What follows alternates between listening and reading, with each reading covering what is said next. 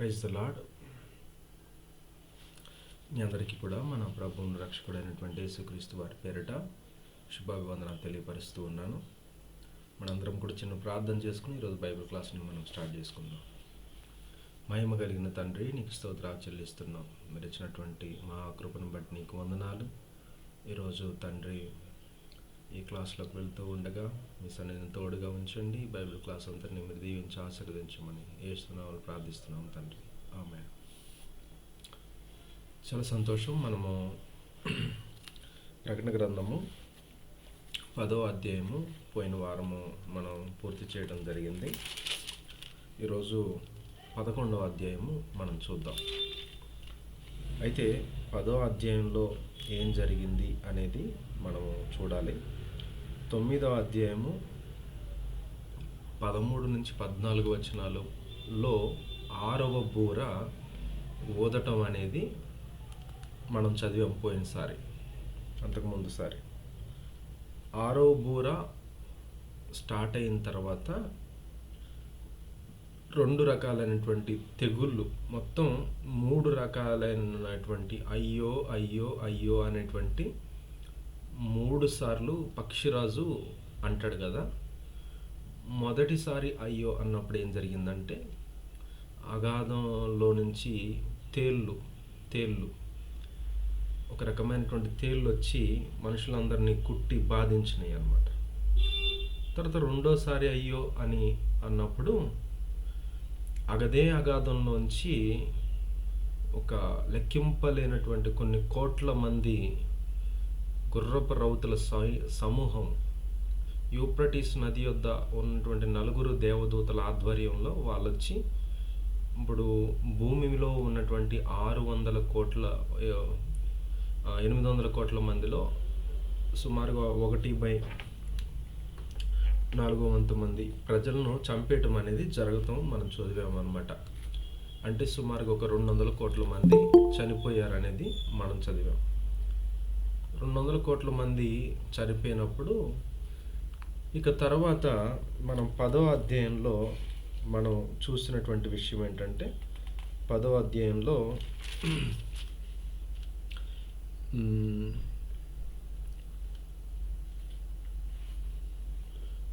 ఒక పుస్తకాన్ని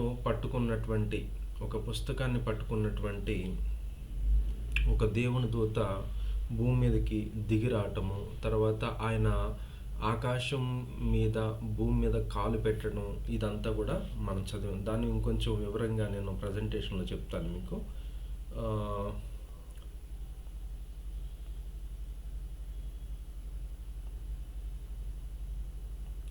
ఓకే, నా ప్రజెంటేషన్ మీకు కనబడుతుంది కదా.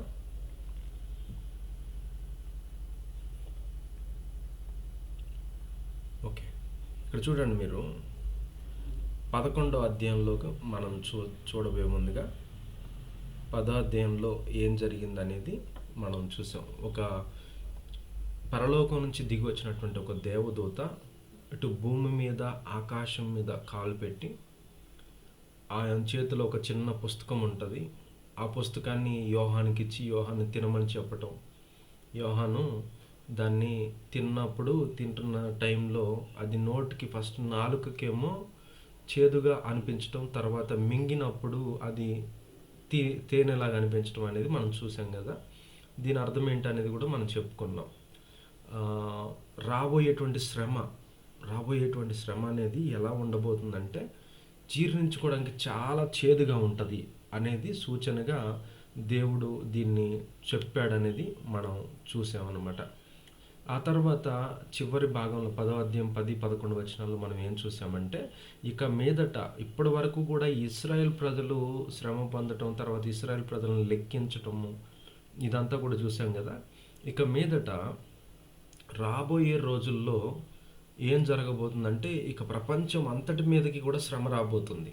ఇప్పుడు రాబోయేటువంటి శ్రమ, మూడోసారి పిలిచేటువంటి ఆ అయ్యో అనేటువంటి దానిలో ఇక ప్రపంచం అంతటి మీదకి కూడా శ్రమ రాబోతుంది. ఆ శ్రమ గురించి ఈ 11వ అధ్యాయంలో మనం చూస్తాం అన్నమాట. రెవల్యూషన్ చాప్టర్ 11 11వ అధ్యాయంలో ఏం జరగబోతుంది అనేది మనం ఇప్పుడు చూద్దాం.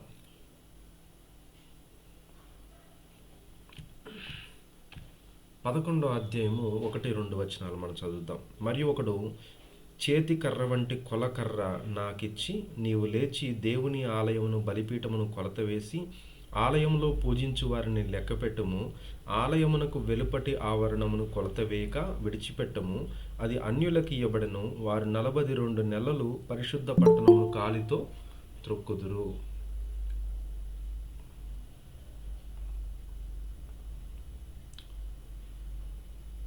ఓకే,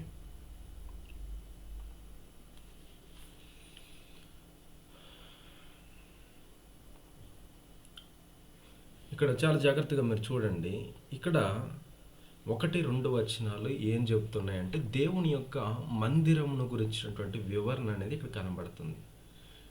ఇక్కడ పరలోకం నుంచి దిగి వచ్చిన, పరలోకములో ఉన్నటువంటి ఒక దూత చేతికి ఒక కొలకర్ర వంటిది ఇచ్చారు. ఒక స్కేల్ లాంటిది అనమాట. ఒక స్కేల్ లాంటిది ఇవ్వటం అనేది యోహాను చూస్తున్నాడు. ఈ స్కేల్ ఇచ్చిన తర్వాత ఈ స్కేలు తీసుకున్నటువంటి దేవదూతతో దేవుడు ఏం చెప్తున్నాడంటే, నువ్వు వెళ్ళు, ఆలయమును బలిపీఠమును కొలతవే, లెక్కపెట్టి కొలు, ఆలయంలో పూజించు వారిని లెక్కపెట్టు, ఆలయంలో పూజించు వారిని లెక్కపెట్టు, ఆలయమునకు వెలుపటి ఆవరణము కొలత వేయక విడిచిపెట్టు. ఫస్ట్ 1వ వచనం చూద్దాం మనం. ఇప్పుడు ఈ దేవదూతకు కొలత కర్ర అనేది వేయబడింది. కొలత కర్ర వేయబడిన తర్వాత మనం ఇక్కడ ఏం చూస్తున్నామంటే, మనం చెప్పుకున్నాంగా 9వ అధ్యాయము 13వ వచనంలో 6వ బూర దూత 6వ బూర అనేది ఊదబడిందని చదువుకున్నాం కదా. ఈ 6వ బూర అనేది ఊదబడినప్పుడు జరిగేటువంటి మొదటి శ్రమను మనం చూసాం.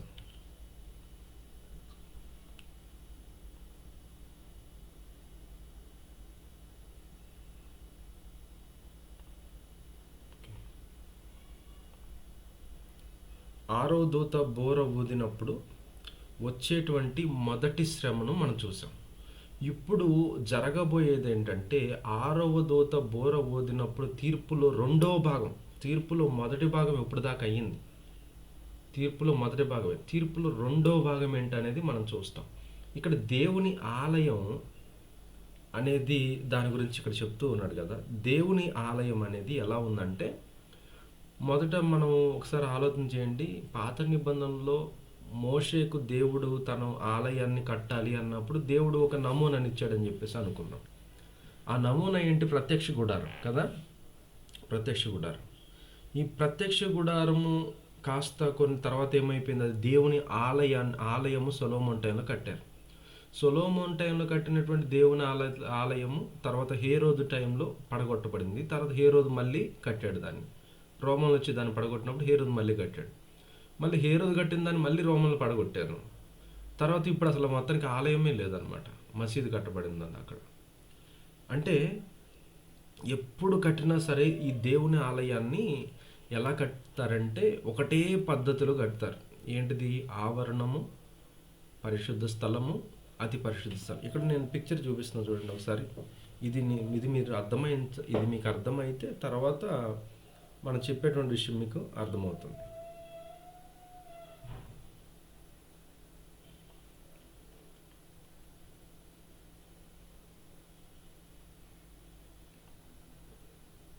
ఓకే, ఈ పిక్చర్ మీకు కనబడుతుంది కదా. ఈ పిక్చర్లో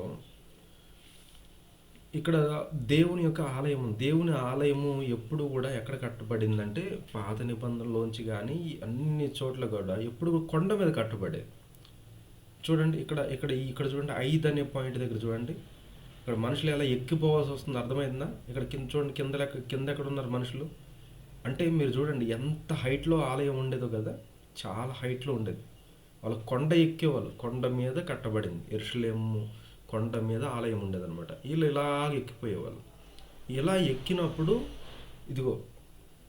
ఇలా ఎక్కినప్పుడు ఈ బయట ఉన్నటువంటి ఎప్పుడైతే ఈ 2 అనేటువంటి నెంబర్ ఉంది కదా, ఈ 2 అనేటువంటి నెంబర్ల గుండా లోపలికి వెళ్తారో, నేను ఇంకొంచెం డీటెయిల్గా చూపిద్దాం అనుకున్నా కానీ కుదరలేదు. అయితే అక్కడ దేవుని యొక్క ఆవరణం అనేది ఉంటుంది. ఆవరణం. ఆ ఆవరణంలో కొన్ని వస్తువులు అనేవి పెట్టబడతాయి. తర్వాత ఆవరణము ఆవరణం అంతా కూడా ఎవరి కోసం అంటే కూడా ప్రత్యక్ష గుడారంలో కానీ లేకపోతే దేవాలయంలో కానీ ఆవరణం, బయట ఆవరణం అంతా కూడా అన్యజనులకు అన్యజనులకు అంటే బలి ఎవరైనా అర్పించవచ్చు. బయట ఆవరణంలో అన్యజనులు బయట బలు అర్పిస్తారు. దేవుణ్ణి నమ్మినటువంటి వాళ్ళు కాదు, ఎవరైనా రావచ్చు ఆ దేవాలయంలోకి. వాళ్ళ బలి అర్పించాలంటే మాత్రం బయట ఆవరణంలో అర్పించాలి. బయట ఆవరణంలో అర్పించడానికి బయట ఒక బలిపీఠం అనేది ఉంటుంది. అర్థమైందండి మీకు? ఆవరణంలో ఒక బలిపీఠం ఉంటుంది. తర్వాత లోపలికి వెళ్ళిన తర్వాత పరిశుద్ధ స్థలములో ఒక చిన్న బలిపీఠం ఉంటుంది. ఆ బలిపీఠం బయట ఆవరణంలో ఉన్నటువంటి బలిపీఠం ఎవరికంటే అన్యజనులకు. దాని మీద వాళ్ళు బలులు అర్పించడానికి బయట ఉన్న ఆవరణంలో ఉన్న బలిపీఠం. లోపలికి వచ్చిన తర్వాత ఆ బలిపీఠం ఎవరి కోసం అంటే దేవుణ్ణి నమ్మినటువంటి వాళ్ళు. ఎందుకంటే లోపల బలులు ఏమి అర్పించరు, అది ధూపం వేస్తారన్నమాట. లోపల బలిపీఠంలో ఇన్సెన్స్ ధూపం వేస్తూ ఉంటారు. దేవుణ్ణి నమ్మినటువంటి వాళ్ళు మాత్రమే, వాళ్ళ కోసం మాత్రమే ధూపం వేయబడుతుంది. లోపల దేవాలయం లోపలికి వెళ్ళేది ఏంటంటే పరిశుద్ధులు మాత్రమే వెళ్ళగలుగుతారు.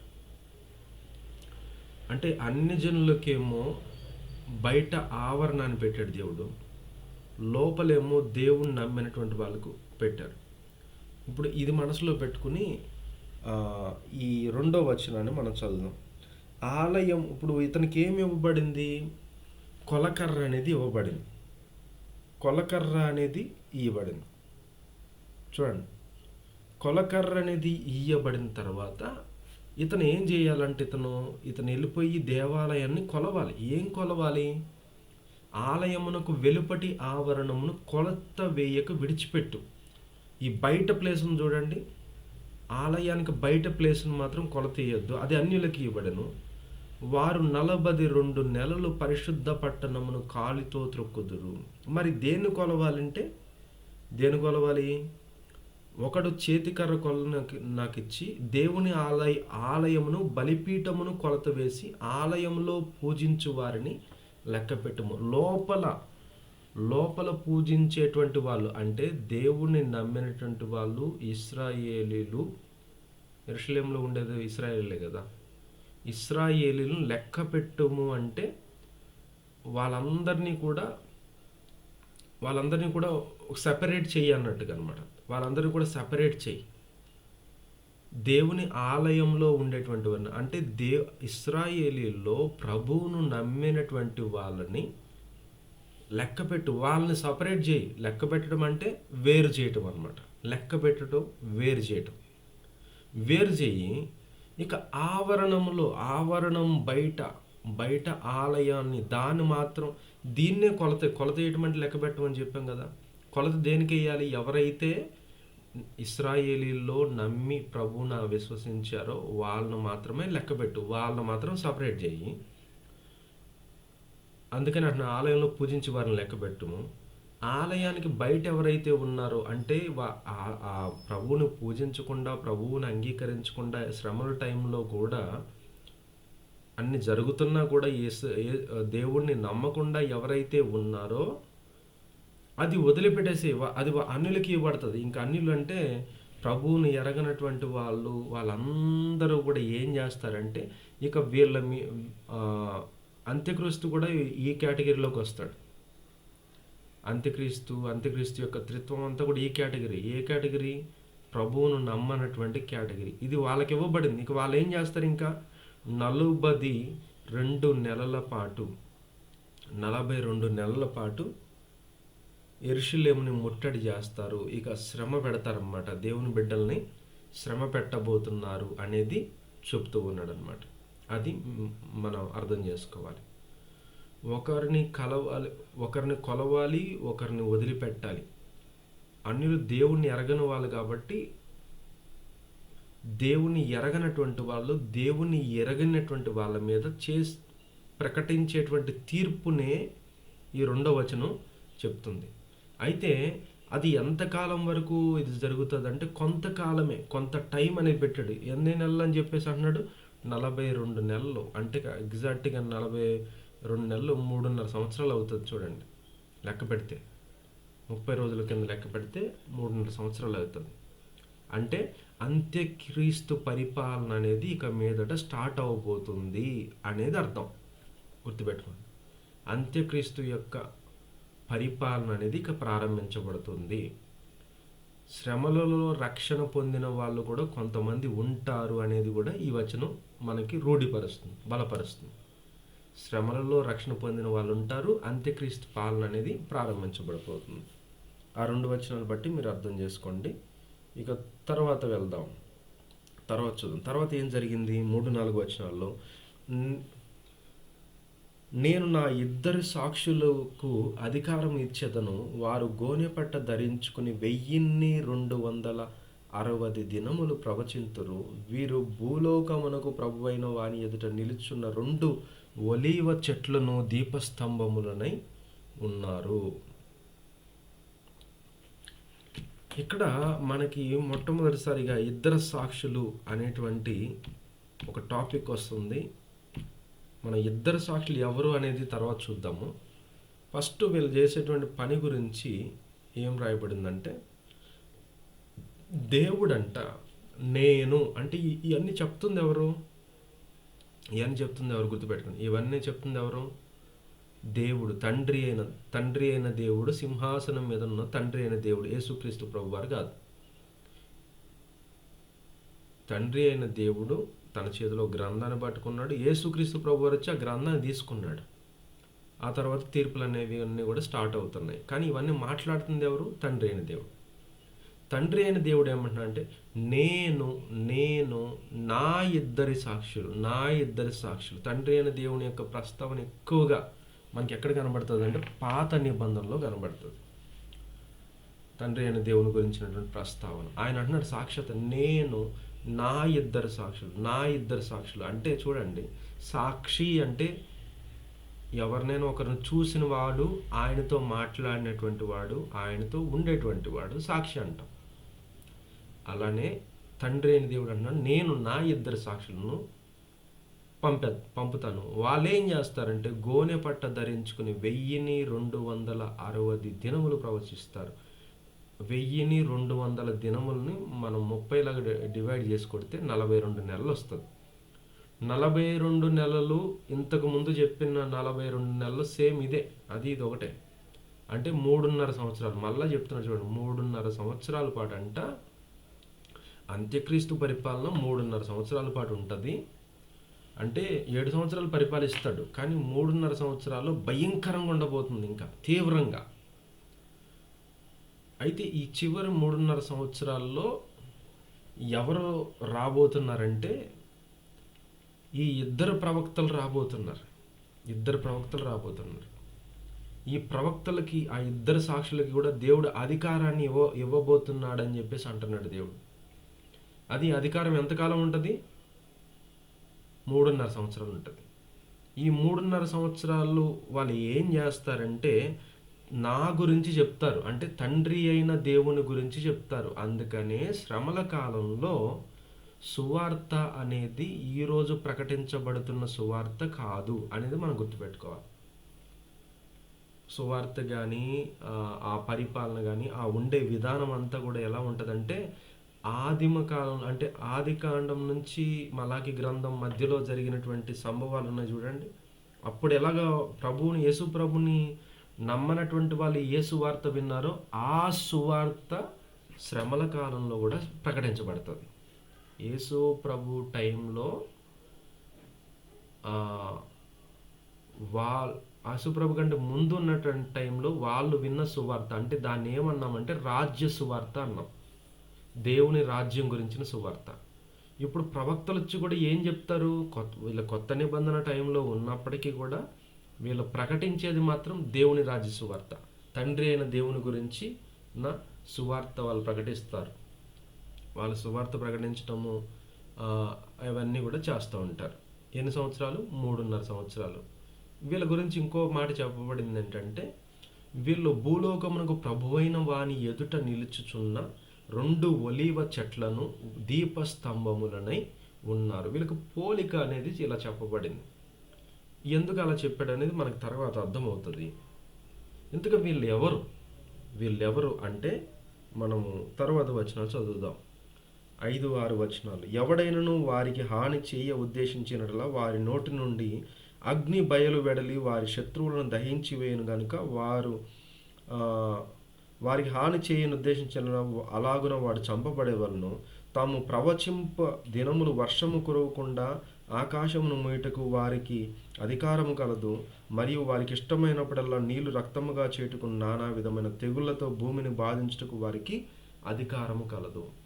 మనకి ఇక్కడ ఏం అర్థమవుతుందంటే వీళ్ళిద్దరూ కూడా ఖచ్చితంగా అద్భుతాలు చేసేటువంటి వాళ్ళుగా కనబడుతున్నారు. అద్భుతాలు చేస్తారు, సూచక క్రియలు చేసేటువంటి వాళ్ళగా కనబడుతున్నారు. ఇక్కడ ఏం కనబడుతుంది? వారి నోట్లో నుంచి అంట అగ్ని బయలు వెళ్తా ఉంది. వారి నోటి నుండి ఎవరైనా వచ్చి వాళ్ళని, అరే మీరు ఏం చేస్తున్నారు, మీరేంటి ఈ సువార్త చేయడం ఏంటి, అంత్యక్రీస్తుకు సంబంధించిన వాళ్ళు ఎవరైనా వచ్చి మీరేం చేస్తున్నారు, ఏం సువార్త ప్రకటిస్తున్నారని ఎవరైనా అన్నారు అనుకోండి, వీళ్ళ నోట్లోంచి అగ్ని బయలుదేరి వాళ్ళని చంపేసేంత పవర్స్ వాళ్ళకు ఉన్నాయి. నోట్లోంచి అగ్ని బయలుదేరుతుంది. అగ్నిని దింపిన వాళ్ళు ఎవరు? పాత నిబంధనలో ఎలియా కదా, అగ్నిని దింపేశాడు కదా. అంటే తన నోటిలో అంత పవర్ ఉంది, అగ్నిని దింపగలిగినటువంటి పవర్. తర్వాత చూడండి, నీళ్లు రక్తముగా మార్చడం, నానా విధమైన తెగుళ్ళు భూమి మీదకి పంపించడం. ఐగుప్తులో వచ్చినటువంటి తెగుళ్ళు చూడండి, నీళ్లు రక్తంగా మారవటం. తర్వాత నానా విధాలైనటువంటి తెగుళ్ళు లాంటి తెగుళ్ళు రప్పించగలిగినటువంటి వాళ్ళు ఎవరు? మోషే. సో మోషే, ఏలియా వీళ్ళిద్దరు కావచ్చు అనేది నా అభిప్రాయం అన్నమాట. అది నా అభిప్రాయం అని చెప్తున్నాను. మోషే, ఏలియా వీళ్ళిద్దరూ కూడా, ఇద్దరు ప్రవక్తలు కూడా చివరి రోజుల్లో రావటానికి అవకాశం ఉంది. ఎందుకు నేను ఇలా చెప్తున్నానంటే దానికి ఒక వాక్యాధారం కూడా ఉంది. లూకాసు వార్త 9వ అధ్యాయం 28వ వచనం. లూకాసు వార్త 9వ అధ్యాయం 28వ వచనం. ఈ మాటలు కేవలం ఇక్కడ మాత్రమే ఉన్నాయి, వేరే సువార్తలో రాయబడలేదు. లూకాసు వార్త 9వ అధ్యాయం 28వ వచనం.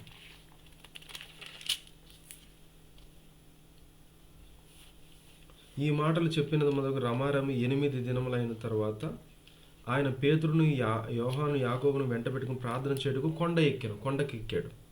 ఆయన ప్రార్థిస్తున్నప్పుడు ఆయన ముఖం అంతా కూడా రూపం మారింది.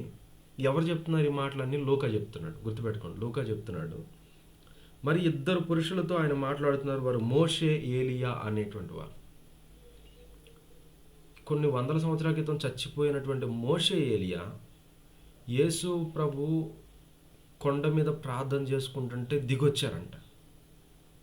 వీళ్ళకి దిగటం అలవాటే, భూమి మీదకి రావటం అలవాటే, అది గుర్తుపెట్టుకోండి. రెండోది, వీళ్ళు ఏదో మాట్లాడుతున్నారు యేసు ప్రభు గురించి. ఏం మాట్లాడుతున్నారు వాళ్ళు? వారి మహిమతో ఒకబడి యెరూషలేములో నెరవేర్చబో నిర్గమము గురించి మాట్లాడుతున్నారు. యెరూషలేములో యేసుక్రీస్తు ప్రభు వారు ఎలా చనిపోబోతున్నారనే దాని గురించి మాట్లాడుతున్నారు అన్నమాట. వీళ్ళకి దిగటం అలవాటే. యేసు ప్రభుతో ఇది చూస్తుంటే ఏమర్థమవుతుందంటే యేసు ప్రభుతో వీళ్ళు చాలా సన్నిహితంగా ఉన్నట్టుగా కనబడుతుంది, చాలా దగ్గర సంబంధం ఉన్నట్టుగా కనబడుతుంది. ఇక్కడ దేవుడు కూడా ఏమంటున్నాడు? నా 2 సాక్షులు. నా 2 అంటే పాత నిబంధనలో ఉన్నటువంటి 2 సాక్షులు, ఏలియా, మోషే. ఇప్పుడు ఇంకొక ప్రశ్న ఏంటంటే ఏమొస్తుందంటే మనకి, అసలు కొన్ని వందల సంవత్సరాల క్రితం ఉన్నటువంటి మోషే, ఏలియా లూకాకి ఎలా తెలుసు అసలు? కదా, లూకా ఎప్పుడోడు లూకాకి ఎలా తెలుసు? వీళ్ళు అసలు మోషే, ఏలియాని ఎలా గుర్తుపట్టాడు, ఎలా రాశాడు? ఇది బహుశా దేవుడే రాయించి ఉండొచ్చు. వాళ్ళు మహిమలో ఉన్నారు. 31వ వచనం ఏం చెప్తుందంటే, 31వ వచనం, వారు మహిమతో అగపడి ఆయన యెరూషలేములో నెరవేర్చబో నిర్గమమును గురించి మాట్లాడుతున్నారు. మహిమలో వాళ్ళు కనబడ్డారంట. అంటే వీళ్ళకి కిందకి దిగి రావటం అలవాటు. వీళ్ళకి అద్భుతాలు చేసేటువంటి శక్తి కూడా పాత నిబంధనలో ఉన్నట్టుగా మనం చూస్తాం. ఇక్కడ చేసేటువంటి సిమిలర్ అలాంటి అద్భుతాలే వాళ్ళు ఆ టైంలో చేశారు. కాబట్టి వీటన్నిటిని బట్టి నేనేం చెప్తున్నా అంటే వీళ్ళు మోషే, ఏలియాలు కావచ్చు. దేవుడు ఆ, శ్రమల కాలంలో 3.5 సంవత్సరాల టైంలో దేవుడు పంపించబోయేటువంటి ఇద్దరు ప్రవక్తలు మోషే, ఏలియాలు కావచ్చు. సరే, వీళ్ళు ఏం చేశారంటే 3.5 సంవత్సరాల పాటు ఏం చేశారు? దేవుని రాజ్య సువార్తను ప్రకటించుకుంటూ యెరూషలేము వీధుల్లో ఎక్కడ పడితే అక్కడ దేవుని రాజ్య సువార్తను ప్రకటిస్తూనే ఉన్నారన్నమాట. అలా ప్రకటించుకుంటూ వెళ్ళిపోతూ ఉన్నప్పుడు ఇక్కడ ఏం జరిగిందో చూద్దాం. వారు సాక్ష్యము చెప్పుట ముగింపగానే అగాధములో నుండి వచ్చి క్రూరమృగము వారితో యుద్ధము చేసి జయించి వారిని చంపును. వారి శవములు ఆ మహాపట్నం సంత వీధుల్లో పడి ఉండును. వానికి ఉపమాన రూపంగా సోదోమ అని, ఐగుప్తు అని పేరు అచ్చట ప్రభువు కూడా సిలువ వేయబడెను. ఇక్కడ జాగ్రత్తగా మీరు గమనించండి. ఇక్కడ అగాధంలో నుండి వచ్చినటువంటి ఒకడు, వాడెవడు? అగాధంలో ఉండేది ఏంటి? ఎవరు? మనం అగాధంలో, పాతాళంలో ఉండేటువంటిది ఎవరంటే అపవాది. ఆ పాతాళంలో ఉండేటువంటి అపవాది బయటకు వస్తాడు. పాతాళంలో ఉండేటువంటి అపవాది యొక్క అంశ అనమాట. వాడు త్రిత్వంగా ఉంటాడు. వాడిలో భూమి మీద ఉన్నటువంటి అంత్యక్రీస్తు యొక్క శిష్యుడు ఒకడు అగాధంలో ఉంటాడు. వాడు బయటకు వచ్చి భూమి మీద రాజ్యసువార్త చెప్తున్నటువంటి ఇద్దరు సాక్షులను కూడా చంపేస్తాడు అనమాట. వారి శవములు అంటే యెరూషలేము సంత వీధుల్లో ఉంటాయి. సంత వీధుల్లో ఉంటే వాళ్ళిద్దరిని కూడా చంపేస్తాడు. అదేంటి? వీళ్ళు అసలు చంపేటువంటి అధికారమే లేదు కదా. వీళ్ళు ఎవరిని చంపుకుంటున్నట్లుగా వీరి నోట్లోంచి అగ్ని బయలుదేరుతుంది, వీళ్ళే అందరిని చంపేస్తారని బైబిల్లో రాసింది కదంటే, మరి వీళ్ళకి లిమిట్ పెట్టాడుగా దేవుడు. 3.5 సంవత్సరాలుగా వీళ్ళ లైఫ్ టైం ఏంటి? 3.5 సంవత్సరాలే. ఇక్కడ ఏం రాయబడింది? వారు సాక్ష్యము చెప్పుట ముగించగానే, అంటే వీళ్ళ పని అయిపోయింది, వీళ్ళు చేయాల్సిన పని అయిపోయింది. ఇక ఎప్పుడైతే సాక్ష్యం ముగించడం అయిపోయిందో ఇక అపవాది రిలీజ్ అవుతాడు, వెళ్ళిపోయి వాళ్ళిద్దరిని కూడా చంపేస్తాడు. అయితే చంపినప్పుడు వాళ్ళిద్దరూ కూడా ఎక్కడ చంపబడతారంటే యెరూషలేము కొండ మీద చంపబడతారు. కరెక్ట్గా అదే కొండ మీద వారి ప్రభువు కూడా సిలువేయబడ్డాడని ఉంది. వారి ప్రభు ఎవరు ప్రభు? మోషే, ఏలియాల ప్రభు ఎవరు? మోషే, ఏలియాలు ఎవరితో మాట్లాడారు? యేసుక్రీస్తుతో మాట్లాడారు. అదే ప్లేస్లో వారిని కూడా అపవాది చంపేస్తాడు. దీన్ని బట్టి మనకి పాత నిబంధనలో అక్కడ నిర్గమము తర్వాత ఈ విషయాలు కనెక్ట్ అవుతాయి. మనకి ఇదంతా క్లారిటీ ఇచ్చేస్తుంది అనమాట. వాళ్ళిద్దరు కూడా ఖచ్చితంగా మోషే, ఏలియాలు అయి ఉండొచ్చు అనేటువంటి విషయం. తర్వాత 9-10 వచనాలు. మరియు ప్రజలకు, వంశములకు, ఆయా భాషలు మాట్లాడు వారికి జనములకు సంబంధించిన మూడు దినములున్నర వారి శవములు చూచు వారి శవములను సమాధిలో పెట్టనివ్వరు. ఆ ఇద్దరు ప్రవక్తలు భూనివాసులను బాధించినందున భూనివాసులు వారిని చూసి ఉత్సహించు ఒకరినొకడు కట్నములు పంపుకొందురు. ఎంత దారుణమైన విషయం ఏంటంటే ఇక్కడ వీళ్ళని చంపటం లోకం మొత్తం చూస్తుందంట. లోకం మొత్తం చూస్తుంది.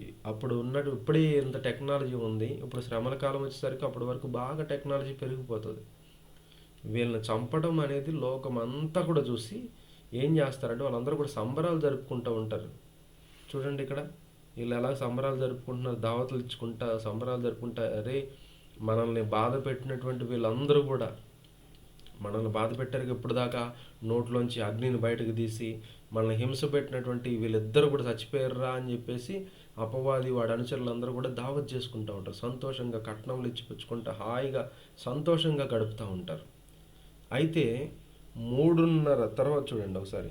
అయితే 3 దినములన్నర పిమ్మట దేవుని యొద్ద నుండి జీవాత్మ వచ్చి వీళ్ళు ఏం చేస్తారంటే ఇంకా వీళ్ళకి ఇదే గతి పట్టాలని వాళ్ళని చచ్చిపోయిన శవాలను కూడా అక్కడే రోడ్ల మీద వదిలేస్తారు. కుళ్ళిపోయేటట్టుగా అవకాశం ఇచ్చి కుళ్ళిపోనిస్తారన్నమాట. పాతి పెట్టినవారు ఎవ్వరు కూడా ముట్టుకోవద్దు ఆ శవాల్ని, వాళ్ళు అలానే సావాలి, పక్షులు వచ్చి పీక్కు తినాలి అన్నట్టుగా వదిలేస్తారు.